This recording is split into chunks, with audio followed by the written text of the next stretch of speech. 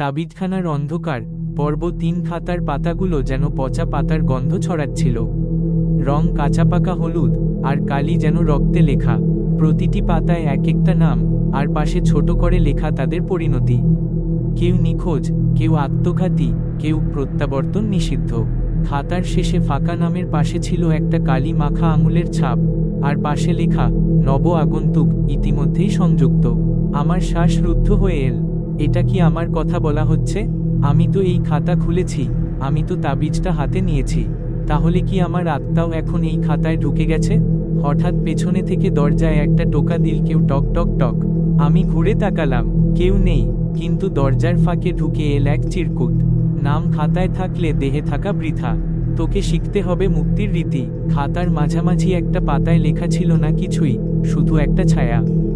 যেন কেউ কালি লাগানো আঙুল দিয়ে কোনো একটা অদৃশ্য চিহ্ন এঁকেছে। আমি সেই পাতাটাকে আলোর সামনে ধরতেই একটা কিছু ভেসে উঠল। পাতাটিতে লিখা, তাবিজখানা, সূচনা 1971, হাকিম শরাফত আলী। মাথায় বিদ্যুৎ খেলে গেল। এই নামটা আমি আগে শুনেছি। একদিন এলাকার এক বৃদ্ধ লোক বলেছিলেন, শরাফত আলী ছিল একজন কবিরাজ, যার তৈরি তাবিজে সাফল্য নয়, আত্মা বাধা থাকত। সে নিজে নাকি অমর হওয়ার জন্য একটা বিশেষ আচার শুরু করেছিল, যেটা সম্পূর্ণ করার আগেই সে অদৃশ্য হয়ে যায়। তাহলে কি এই আলমারিটা সেই শরাফত আলীর তৈরি?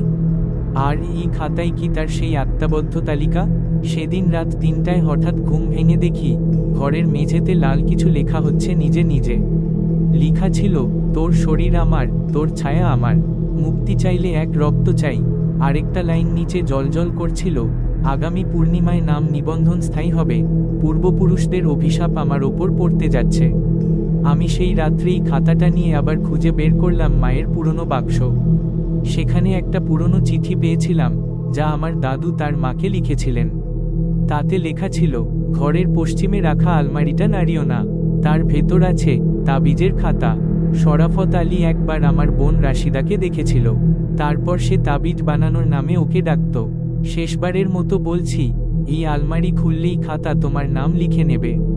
তারপর মুক্তি নেই, শুধু মৃত্যু নয়, আত্মার কারাদণ্ড। পরদিন ঘরে ঢুকেই টের পেলাম, ঘরে কেউ আছে। হয়তো না দেখা কেউ। ঘরের বাতাস ভারী, যেন কেউ দীর্ঘ সময় ধরে একই জায়গায় দাঁড়িয়েছিল। আলমারির দরজা আধখোলা, আর তার সামনে বসে থাকা একটা পুতুল, যার চোখে লাল সুতো গাঁথা। আমার মনে হচ্ছিল, পুতুলটা আমার দিকে তাকিয়ে আছে। আলমারির পেছনে একটা পুরনো খোপ খুঁজে পেলাম। খুলতেই বেরিয়ে এল একটা ছোট কাঠের বাক্স। ভেতরে কয়েকটা তাবিজ, আর এক টুকরো চামড়ার খণ্ডে লেখা, যদি খাতা তোমার নাম নেয়, তবু মুক্তি সম্ভব। তবে ত্যাগ করতে হবে তোমার সবচেয়ে প্রিয় কিছু। তাবিজে জল ঢালো, নিজের রক্তে লিখো সত্যের নাম, আর বলো, এখানে একটি মন্ত্র উল্লেখ করা ছিল যা প্রকাশ করা ঠিক হবে না।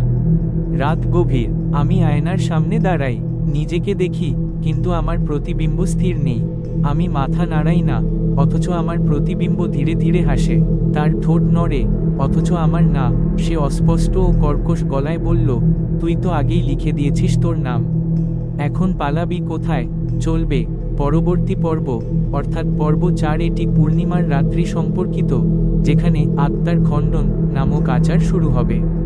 আপনি জানতে পারবেন কিভাবে তাবিজ তৈরি হতো, আর কে ছিল শরাফত আলী।